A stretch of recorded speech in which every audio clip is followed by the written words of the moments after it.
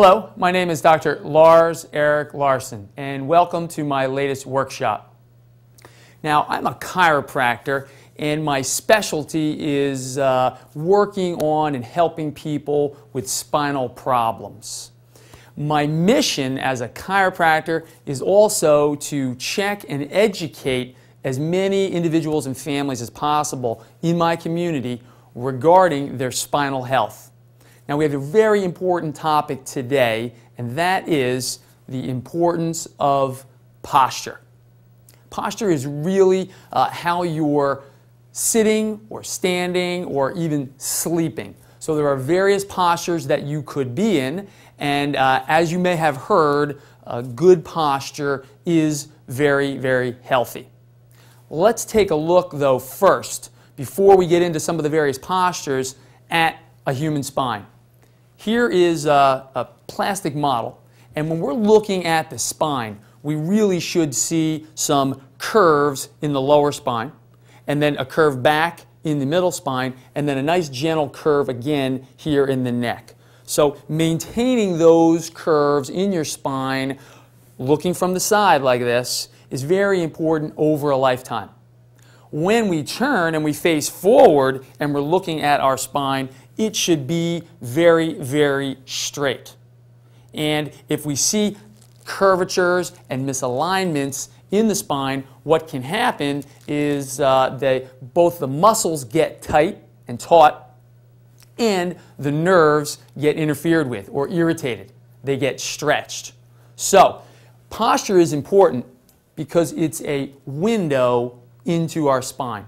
We can gain information about somebody's spine merely by observing some of their various postures and postural habits.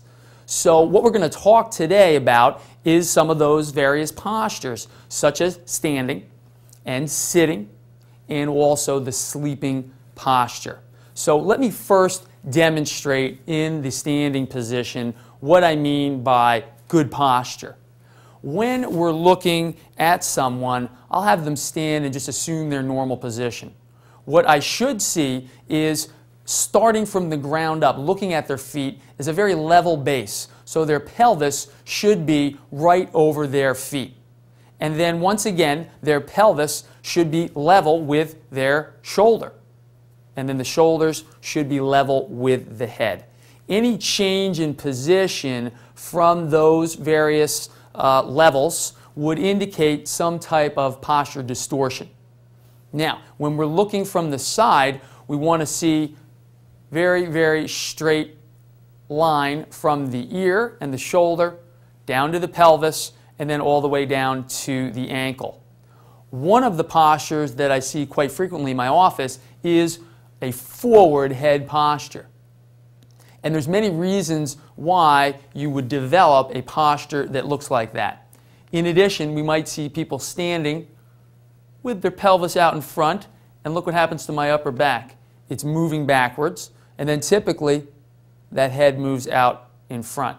So we may see all kinds of various posture changes and combinations looking from the side.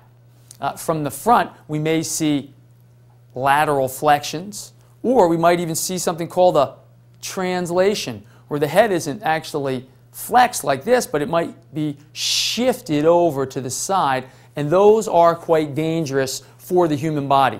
Left unchecked and uncorrected over a period of months and years causes devastating changes, not just to the muscles and bones and the joints, but also to the nervous system, affecting function throughout the body. Now, I brought a posture chart with me to give you a little better idea. So let's take a look at my posture chart. As you can see, all the way to the left, that's normal posture. So we have the gentleman there with his ear directly over his shoulder. And as we age, or as we get into school and the workforce, a typical presentation is for that head to move forward and the upper back moving back. Once again, left unchecked, left uncorrected, that head could move further and further out in front till we get the very end right here where we see a little old man or a little old lady presentation. And the quote is excellent. To live a long, active, energetic life, few things matter more than good posture. So the standing position is going to be one of the frequent positions that we're in. So let's start by looking at some activities that we might do while we're standing. And I'm going to show you backpack safety, so how to wear a backpack correctly. That's important for all of our school children now because they have young, developing spines. And I'm going to go over an activity, snow shoveling. Okay? A lot of people get injured, especially here in Vermont, merely shoveling the driveway. So let's go over those common positions, and I'll also show lifting correctly of the backpack. So let's walk over here, and we'll start with the shovel. Now, from my position here, we want to maintain a straight spine at all time. And can you see if I'm like this position and I'm shoveling, I'm going to be out of position. I'm going to be mostly using my back to do all the work. And what I want to use is my big leg muscles right here in order to do any lifting and moving of snow.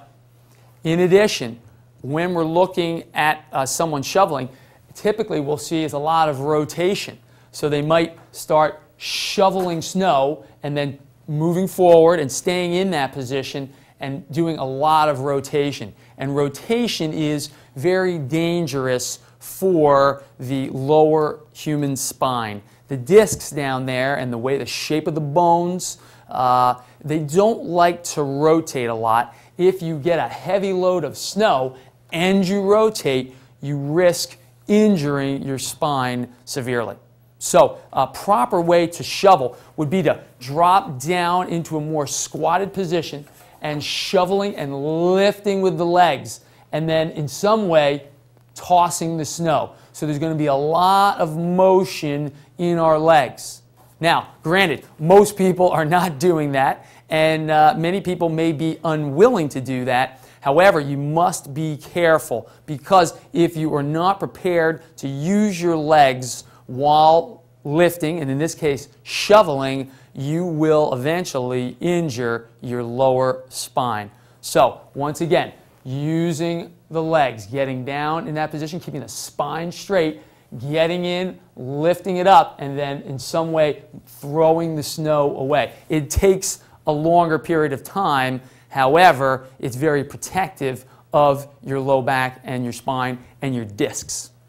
Now, let's take a look at backpacks, because many of our children now are wearing backpacks, and they're wearing them incorrectly. So a young spine should have no more than 10% of the body weight, that's your total weight, in the backpack. So a 100-pound child, 10 pounds backpack.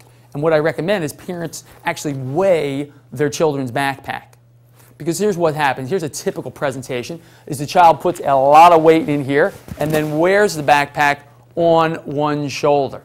Well, if you do this day after day, you're going to develop one of those postures that I spoke about, which is a flexion of the spine. And if it's very heavy, typically kids, they wear it on the same shoulder day after day, year after year. So, a proper way to wear a backpack, of course, is to have both straps on at all times so that the pack is pulled in tight next to the spine and both shoulders are supporting the backpack.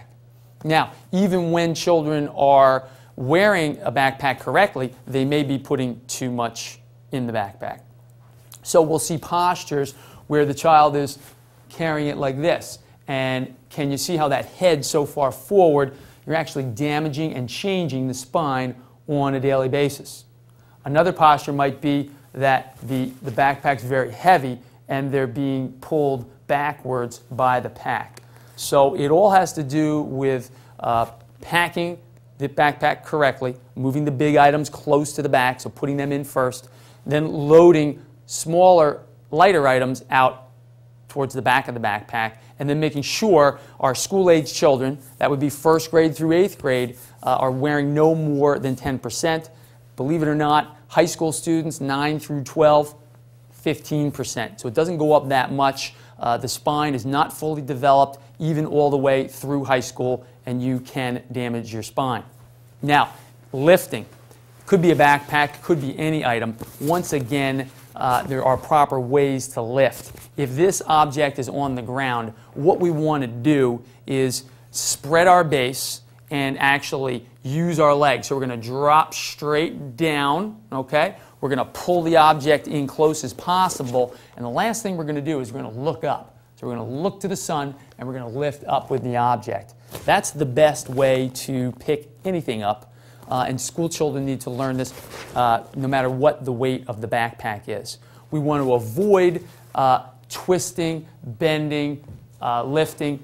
All of these motions, reaching out away from the body, would all tend to damage the spine. The classic one is just to bend forward and reach down for the item, and that doesn't work. You want to keep that back as straight as possible, like that, pulling the object in close, and then looking up. And as you're lifting like that, you're using your powerful leg muscles, and you're taking the stress off of the smaller back muscles. Let's go back to the middle.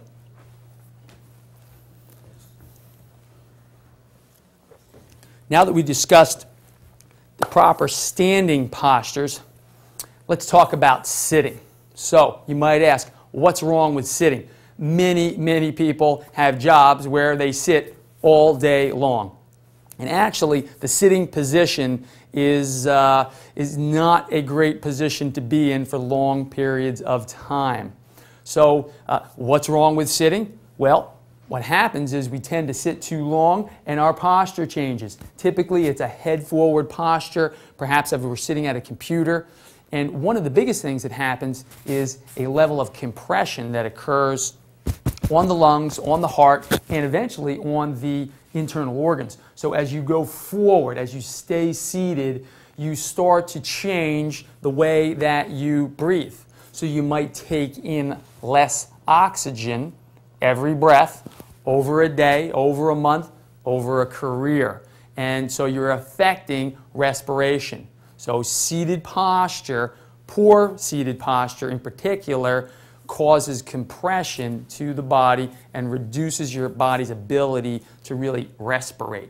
In addition, your blood slows down, okay? Your digestive system slows down. When you're not moving around, everything slows down in your body. So sitting is not a great position to be in. However, many people are doing it for a career.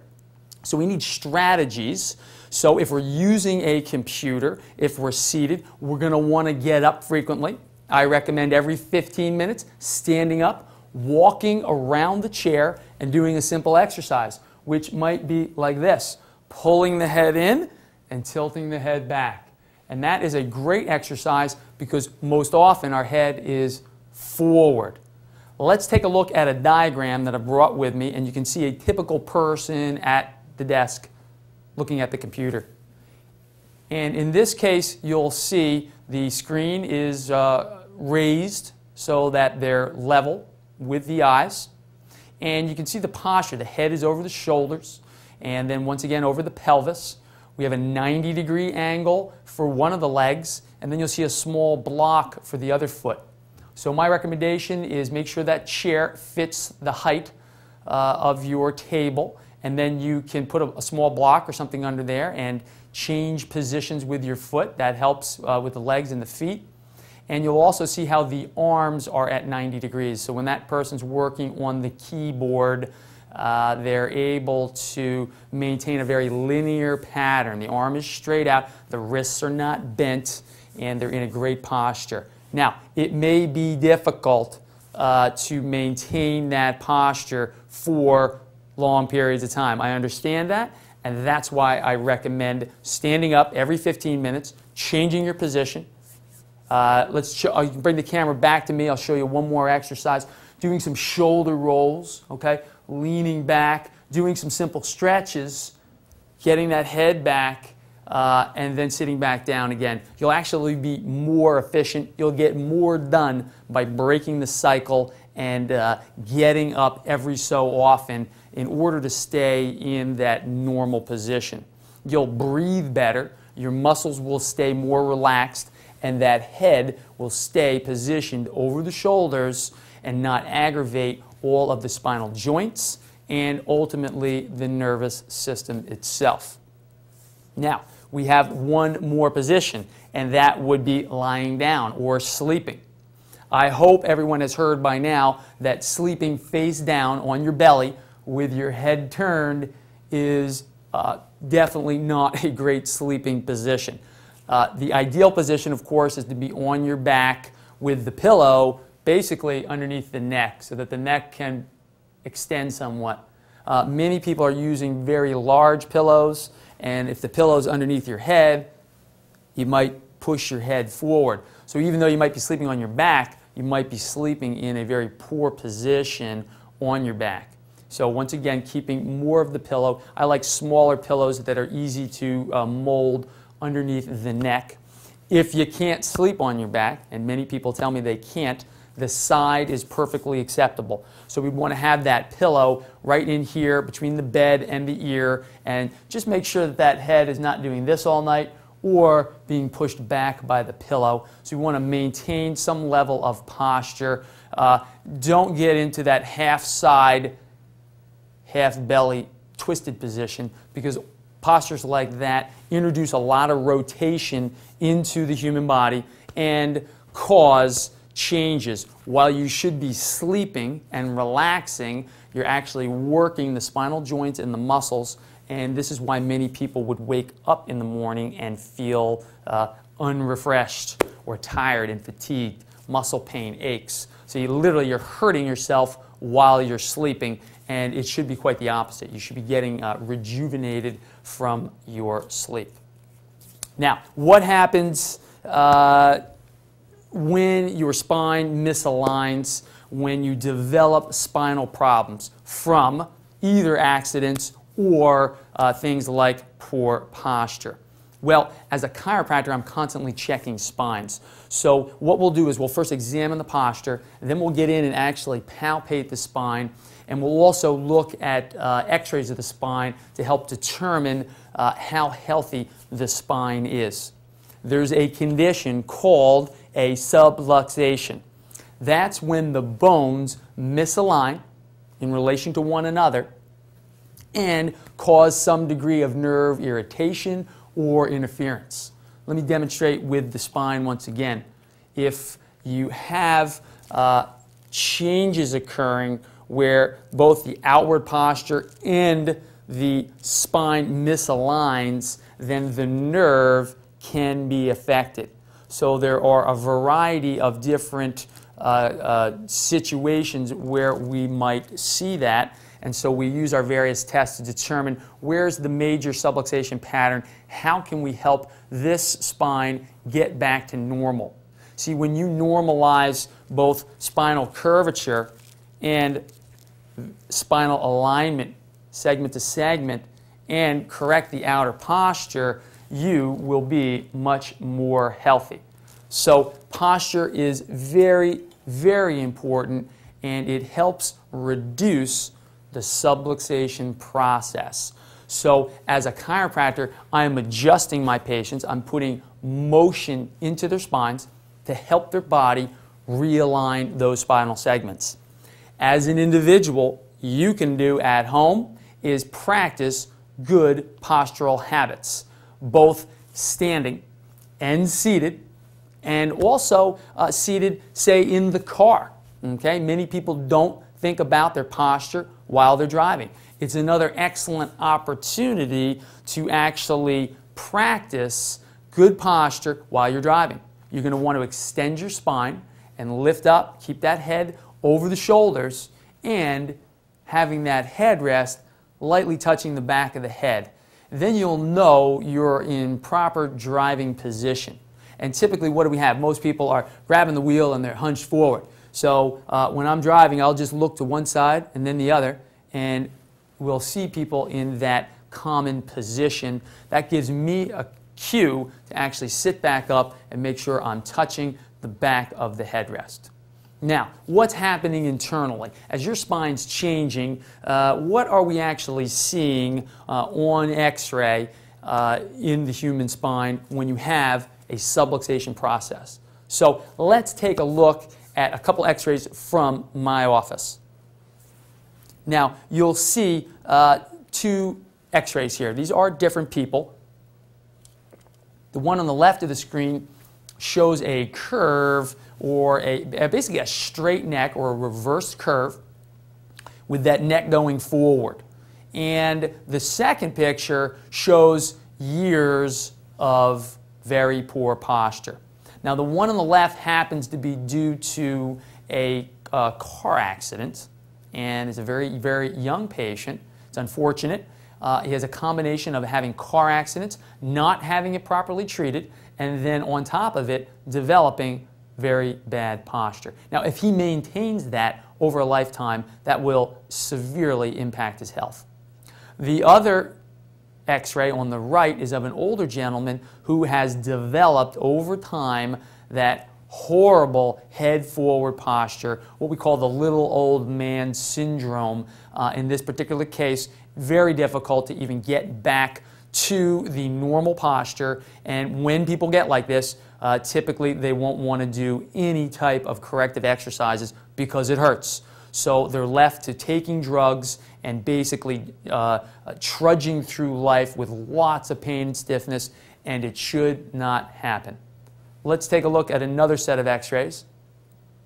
Now, there's two different ones here. This happens to be the same patient.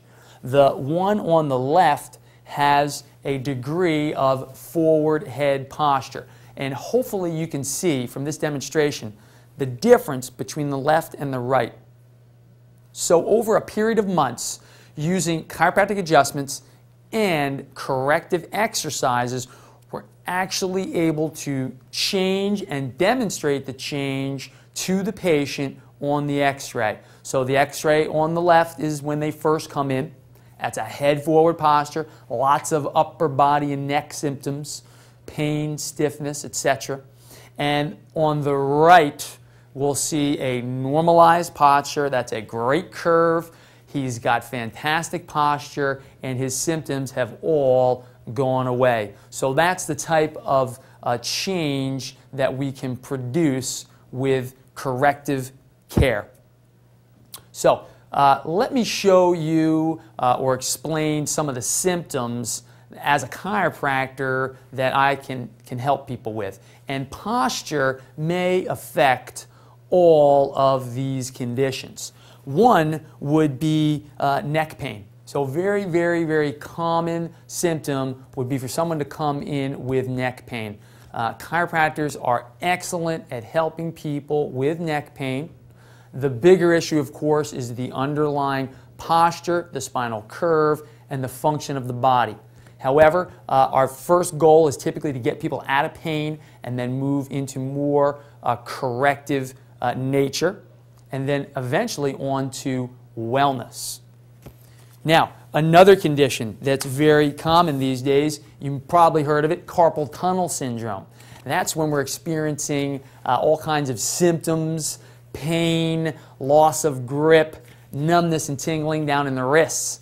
And believe it or not, we have fantastic results helping people with carpal tunnel syndrome, because we check not only just the wrist, but the elbow, the shoulder, and the neck. Many times we'll find the problem in the neck from an old injury or poor posture aggravating a carpal tunnel syndrome. One of the other symptoms that I run into quite a bit would be fibromyalgia. Now, people with fibromyalgia have pain all over their body. So they have tender spots, and they're very sore and achy, and they usually have a lot of fatigue. Chiropractic is excellent. In fact, it's mandatory for people with fibromyalgia. Typically, these people are taking a lot of medications, and that's contributing to more chemical stress in their body. The adjustments help get things moving properly, and in addition, we can help correct underlying postures that may be aggravating this condition. Now, there's a whole bunch of other things that I help people with, from headaches, car whiplash, sciatica, arthritis, sleep disorders, and of course, stress. Stress being one of the things that is affecting all of us. A little stress is good, but then when we get into overwhelming bouts of stress, that is what starts to have a negative impact on our body. Now, my goal, I mentioned in the beginning, was to help educate as many individuals and families in the community as possible. On that note, please realize that I speak in public regularly. If you have a business and you would like me to come in to speak on any of these topics or a health topic of your choice, please contact my office at 951-5700. These are complimentary business workshops. We call them lunch and learns, so we can squeeze them right in on a lunch break. We can help your employees. I go around every year to the schools and I do my posture, lifting, and backpack demonstration for classrooms and even for whole schools at a time. So if you're listening to this program, if you'd like me to come in, once again, it's a community service. I speak to the kids. It's important to get this information out there. We do complimentary school visits so that the kids can wear these backpacks properly. It's a really big problem. I've also co-authored a recent book. It's called The World's Best Kept Health Secret. And I've written a small chapter in here along with a whole group of other chiropractors that have the same mission as me. Throughout the United States and Canada, we have a global mission. We want to get the information about your posture, about your spine, and about how important it is to have your nervous system functioning at its maximum potential. That's where chiropractic can help you. Please call me if you'd like to schedule a consultation. I'll speak with anybody over the phone, or you can even come in for a complimentary consultation to discuss your particular health problem. Now remember, the importance of posture. Good posture equals good health. I hope you learned a lot here today. Start practicing. If you need additional help, call me, and I'd love to be your posture coach. Take care. Have a great day.